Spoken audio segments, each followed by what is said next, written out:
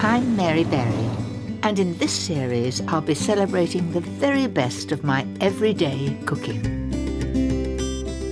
Day-to-day cooking needn't be mundane. Even the simplest recipes can be a joy. I want to show you easy ways to transform dishes into something really special. From my fabulous crowd pleasers. How about sorbet? I think we've got enough for everyone. To old favourites that stir fond memories. Welcome home, Mary. I'm here to stay. And my hearty, wholesome delights. Wow, look at that. In this programme, how to turn the everyday into something truly indulgent. Top-end pie, we'll call it.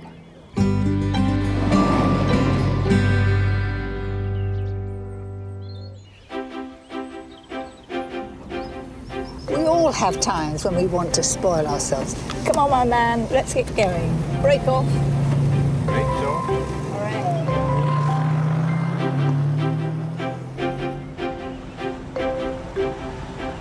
I love the food I cook, and I try to keep it deliciously healthy. But sometimes I'm in the mood to add a little bit of naughtiness to the mix. We all deserve a little indulgence from time to time. So for this programme, I'll be showing you my go-to recipes for days when salad just won't do. A pasta dish with more than a hint of indulgence, my crusty pie oozing with delight, a steak recipe that's our guilty pleasure, and a wickedly comforting dessert. But first, my delectable fish cakes with a melting surprise in the middle.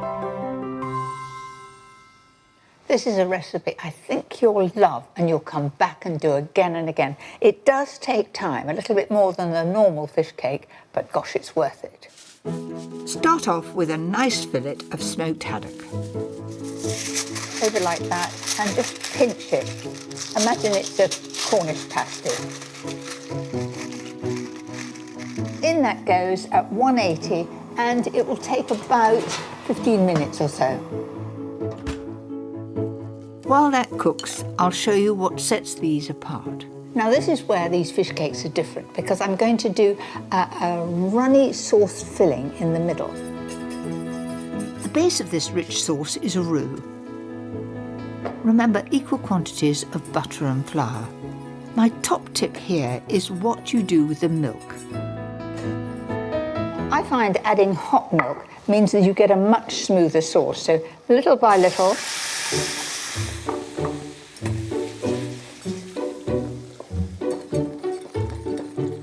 Now that's just the consistency I want. Beautifully smooth. To make it truly luxurious, pep it up with a squeeze of lemon, half a teaspoon of Dijon mustard, 25 grams of freshly grated Parmesan. Now you can imagine this is really tasty and very special. And some chopped parsley and season. It's going to be beautifully tasty in the middle, and it's going to be a lovely surprise as you cut through. While that cools, let's see how my delicious smoked haddock is getting on. Gosh, it smells good. Adding the flavoursome juices is a simple way to give the sauce a lift. Then you just peel that skin off, and it comes off like a dream. We don't have a cat in our household, but you always say you keep it for the cat. Loosely flake the fish and combine it with that great staple, mashed potato. And it's about equal mash to fish. If you want to make it more economical, you add more potato. Once it's well mixed, roll into 4 good-sized balls. Gosh, it reminds me of bread making this. And now for the clever bit. So take each one and then make a hole in there. I don't want to go through to the bottom. I'm being very, very careful. and sort of pinch it. You see there? Then simply spoon in that indulgent creamy sauce and fold over the top. Leaving no holes at all, so you've got a sort of ball shape. Carefully squash them into a traditional fish cake shape before coating in flour, egg and panko breadcrumbs. If you have time, chill the fish cakes before you fry them. It helps them to stay firm. So keep an eye on them. We're going to get them nicely golden brown. Once they're a beautiful even colour, pop them in the oven at 180 fan for about 15 minutes.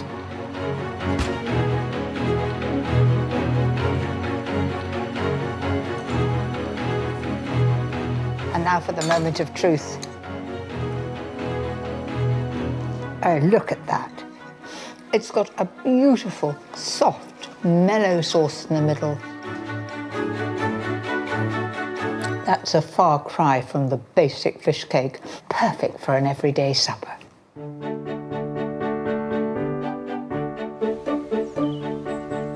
After all my years of cooking, I still delight in bringing together simple, everyday ingredients to create a thing of pure indulgence, like this heavenly pasta dish. This recipe is deliciously rich, and I go back to it time and time again. This is orzo pasta. You may not be familiar with it, but I think it's delicious when it's well flavoured. It looks like long grain rice, but it's pasta, and in it all goes. Cook the orzo for about 9 minutes, and while that boils away, fry an onion in butter until it's soft. Turn the heat down and let it look after itself. Now I can prepare a couple of my favourite ingredients that will really make this dish.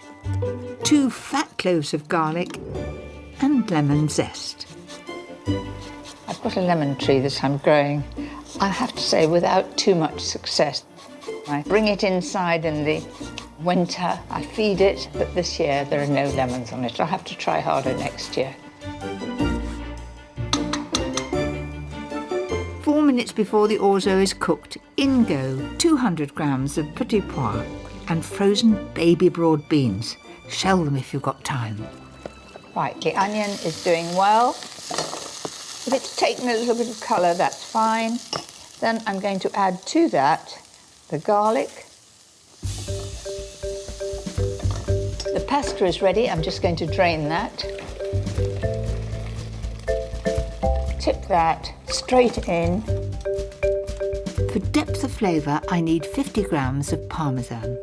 If you press lightly on the grater, I like those long threads, and it's a little bit different and the flavour really comes through. That, I reckon, is about 50 grams, give or take. Thyme has a wonderful intense flavour, and I think it goes perfectly with Mediterranean dishes. I love the smell. If you actually chop the leaves, it's much more aromatic and it'll give much more flavour to that. In it goes. I'm going to add some pepper and a little salt. In goes the juice of a lemon and the zest, and half of that fresh parmesan. Doesn't that look good? This is where you add a touch of luxury. This is creme fraiche, full fat of course, and there it goes, absolutely delicious. This is indulgent, we're spoiling ourselves.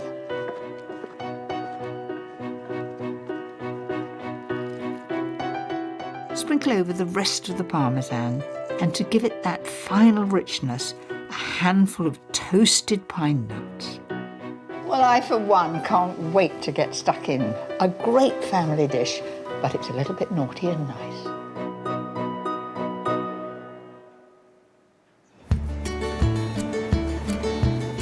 One of my husband Paul's greatest joys is to drive through the countryside in an old classic car. I love it too, as long as there's a great picnic at the end. It couldn't be a more perfect day, could it? England as it should be in glorious sunshine. I could get used to this. And what could be better on a picnic than a good old British pie? I don't indulge in them very often, but when I feel like a bit of a treat, there's nothing I love more. We've stopped in Thame in Oxfordshire to meet Tom Newitt, whose family's been making pies for over 50 years. So, Tom, what's your secret for the very best pie? Traditionally locally sourced ingredients, a good mix of gravy and meat and local flour, of which we will then make our own pastry, but also putting a good filling in and a good weight of filling.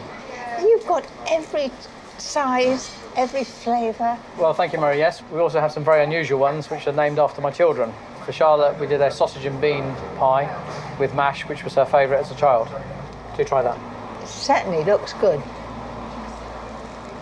That is a very different pie, but I can understand how Charlotte loves them. I think I love it too. Good. And it's especially nice for children to have for tea. Well, I don't know about children. I'm ready to have another bite. Pies date back to Roman times, and some say as early as ancient Egypt. But there's something terribly British about these pastry-wrapped parcels. Mind you, I've never had to make them at this speed. I'm going to put that, can I just pop it there for a moment? That goes on top. Yeah. Now you start me off. Oh gosh, That's from inside. that really is getting a good seal. Oh, That's right. So how many an hour am I supposed Well, to do? we need to see you hit the 30 mark at least, Mary, really. Now this is quite difficult. A lifetime of cooking has taught me no pie will work without the perfect pastry seam. I don't think I'd be employed very long. I'll be a bit slow. I think you better go around and tidy it up. That's better. Right, and what's next? And then we go to press. There we are. Does that go in there? Okay. That's it, that comes down, pull it down, On your marks. On your marks, set, go. Pull.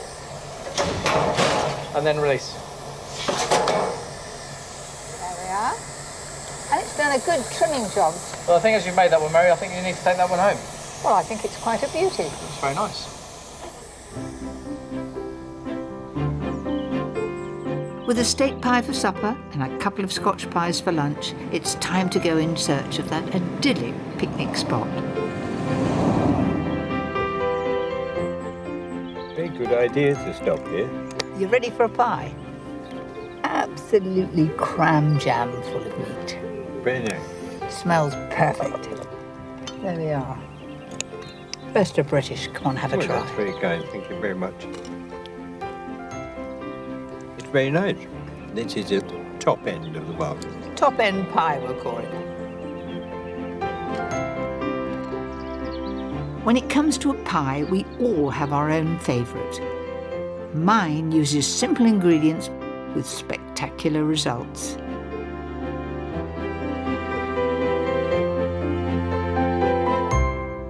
It's absolutely scrumptious. It's quite rich. There's a lot of cheese. I brought out the flavour with mustard. Let me just show you. So to start off with, fry a couple of leeks and an onion in butter. In goes 50 grams of flour. Just coat the onion and leek with that. And 600 ml of hot milk.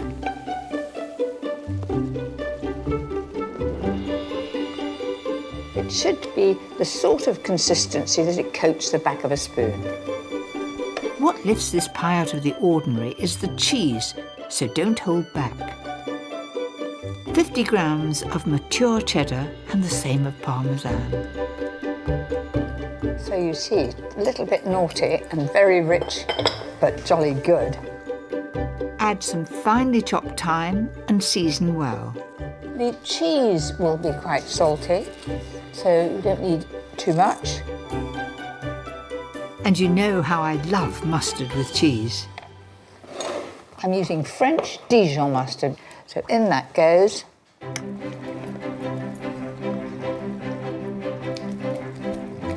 Doesn't that look good? All that's needed now is the potato. I've cubed and cooked about 450 grams. Now that's got to go stone cold before I put the pastry on it, but it's very important at this stage to actually taste it, because once the lid of the pastry's on, you can't alter it. Oh, it's scrumptious. I'm going to make my own pastry for the pie. It's a quick, flaky pastry.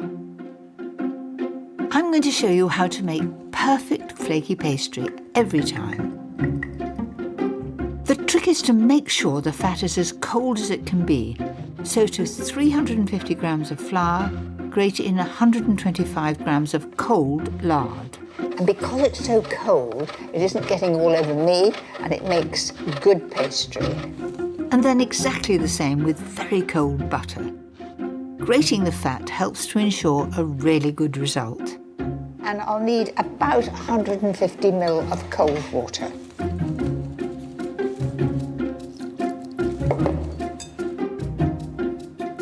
And then I want to get some air in the pastry. We've got the air in the pastry through grating the fat, but now I'm going to do it by rolling it out and building layers.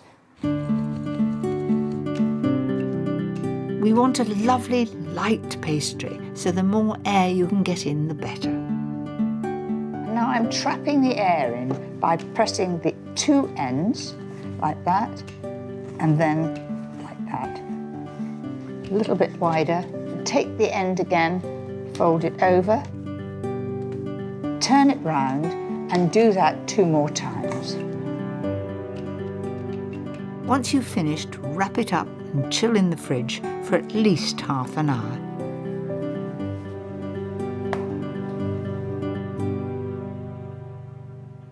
Now we're bringing it all together and we're on the final stretch. So I've got one last trick to really make the perfect crust. I'm going to put a strip of pastry around the edge so it looks well risen. Then I'm going to put in the middle this blackbird. I always used to use a handleless cup because that's what my mother did. It was a viewer who actually sent me one of these because she felt sorry for me, so I've used it ever since, just to support the pastry and make it just that little bit higher than the filling. With the lid on, all that remains are my finishing touches.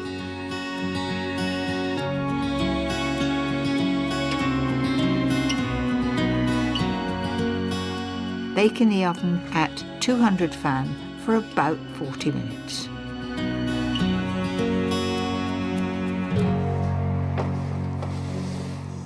I'm really chuffed with it. Let's have a go.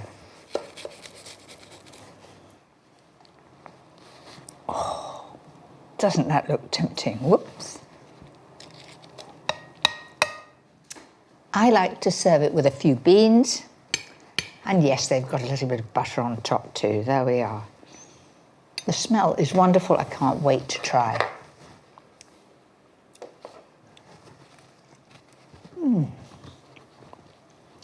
That really is scrumptious.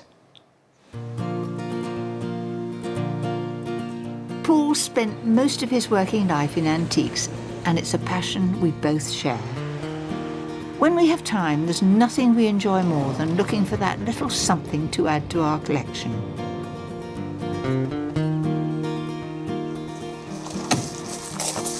Lots of treasures here, I hope.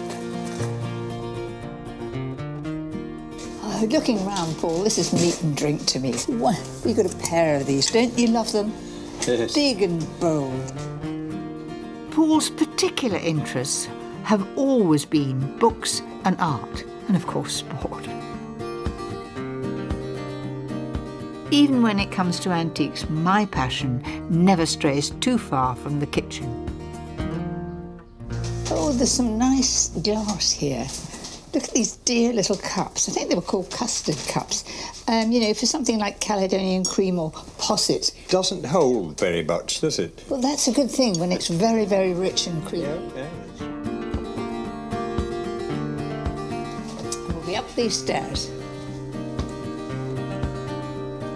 And a good fish kettle here. £495. Do you know, I think this would be really useful at the right price too.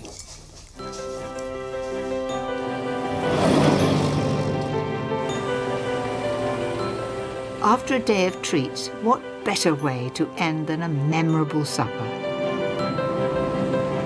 And there are two recipes I come back to time and again.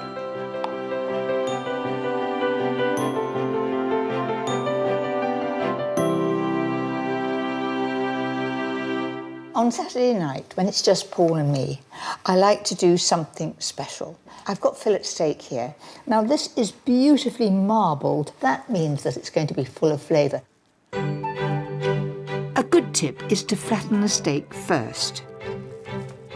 It looks like you've got a bigger steak on the plate for a start, and I find it easier to get the middle just right. I know that 2 minutes each side is just about right to be pink in the middle. I find it best to butter the steak rather than putting it into the pan, which means that all the butter runs down the ridges and burns. This is my secret for a perfect result, but make sure the pan is searing hot. So expect quite a bit of sizzling when I put it in.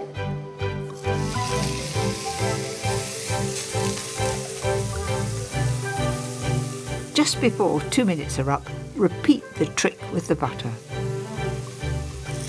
So over with the second side. Did I use a steak to woo my husband? No, I didn't use steak to woo my husband. I used to persuade him to take me out because I thought I'd like him to marry me for other things other than being a good cook. Once cooked, put aside and allow to rest. Now for my wonderful peppercorn sauce. Don't waste those buttery steak juices. Add them to 100 ml of beef stock.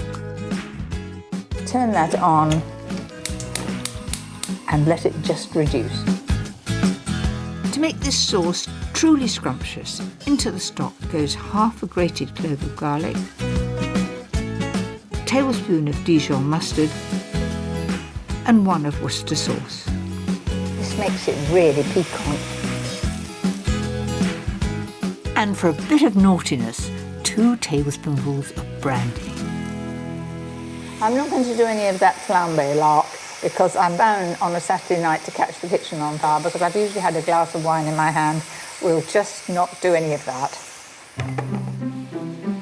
In goes 150 ml of pouring double cream. Give it a little whisk there. And finally, half a teaspoon of crushed peppercorns.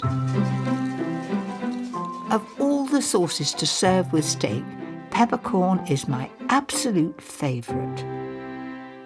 I could have that with any grilled meat. Chops, steaks. I even put it on sausages, it's so good.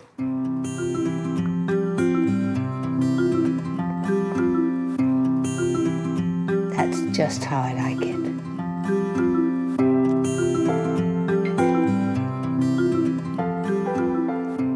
And there you have it, my fillet steak with peppercorn sauce. Absolutely perfect for a Saturday night. And what better way to finish off a special evening? This may be decadent, but it's blissfully easy to bake. I like any excuse to make a pudding, and the more indulgent the better. My sticky toffee pudding is very dark. It is because I put quite a bit of this wonderful black treacle. You know, we often only use it for Christmas cake, don't we? But it's in this pudding, it just makes it. So down to business. Take a bowl and put everything in all at once. First, in goes 100 grams of softened butter. Make sure you do use butter.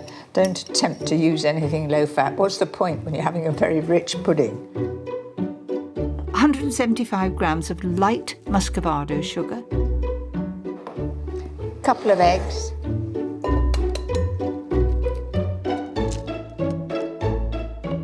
.225 grams of self-raising flour and 1 level teaspoon of baking powder.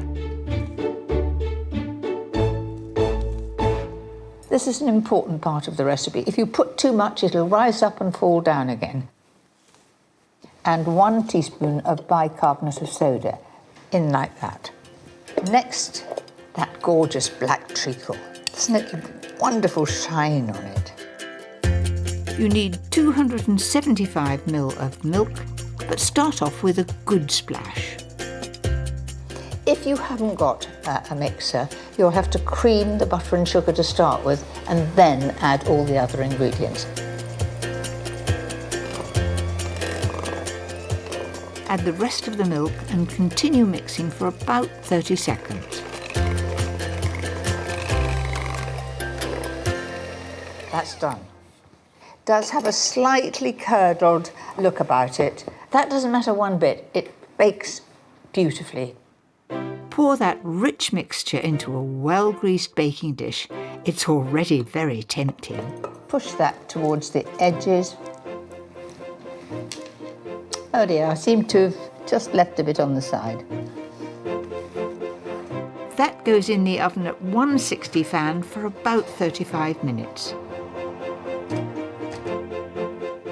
Now for the sauce. It is really wicked. Rather like making the sponge, everything in the bowl, this is everything in the pan, so very easy. First, in goes 100 grams of butter, followed by 125 grams of light muscovado sugar. Then black treacle, yes, more black treacle, more indulgence. I've measured a tablespoon here. Then add a teaspoon of vanilla extract. And then, as we are being very extravagant, how about 300 ml of double cream? Turn on the heat and don't leave it, stay by it and stir.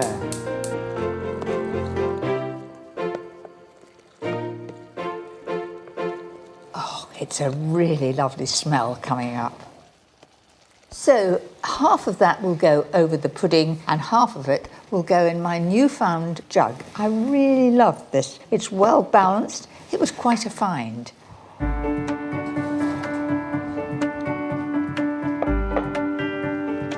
Well, it doesn't get better than that. Cover the pudding with a thin layer of my heavenly sauce.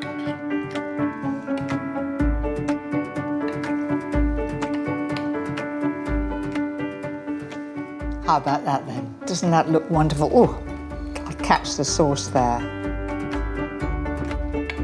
And believe it or not, I'm putting extra sauce on it. Over the top. Look at that shine. I can almost see my face in it. It's sheer heaven on a plate. I think it's my most favourite hot pudding.